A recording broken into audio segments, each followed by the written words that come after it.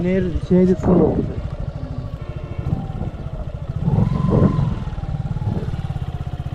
দাঁড়ান তো নিচে ভিডিও করে নিই, নিচে ঘুরে আসি।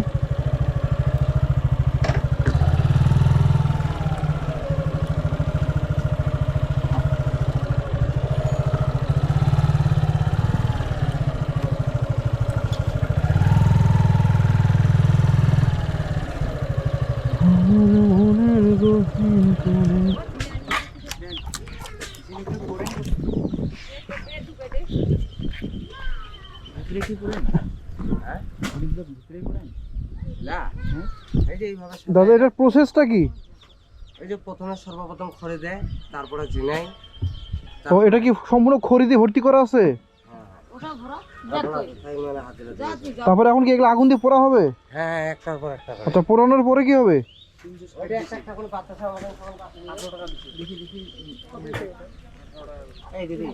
দিদি একটু দেখা যাবে? এটাতে কি আছে দিদি? এটাতে এগুলো চুন সব? আচ্ছা আচ্ছা,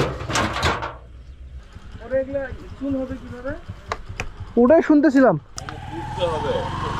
তারপরে তখন মনে করেন যে এই পুরা ঝিনুকটা আস্তে আস্তে আস্তে আস্তে ফুলটা ভস্ত হয়ে খালি শুধু ঝিনুকটা সাদা হয়ে থাকবে বাতাসার মতো। আচ্ছা আচ্ছা আচ্ছা, ওইটাকে তখন একটা একটা করে বাসে নিতে হবে। আচ্ছা, তারপর বাসি নেওয়ার পর ওইটাকে তখন মনে করেন যে পানি দিয়ে একটু নাড়াচাড়া করে রাখতে হবে। আচ্ছা আচ্ছা, পরে তখন এটা একটা গরম ভাপ বাইর হবে। আচ্ছা, গরম ভাপটা বাইর হওয়ার পর যখন ওটা থামে যাবে তখন আবার পানি দিয়ে একটু নাড়াচাড়া করে নাটি দিয়ে ওটাকে বসাই দিতে হবে।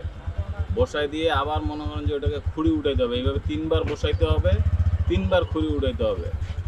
এত ঝিনুকের খোসা কই থেকে নিয়ে আসেন? বর্ডার থেকে? বাহ, দারুণ প্রসেস।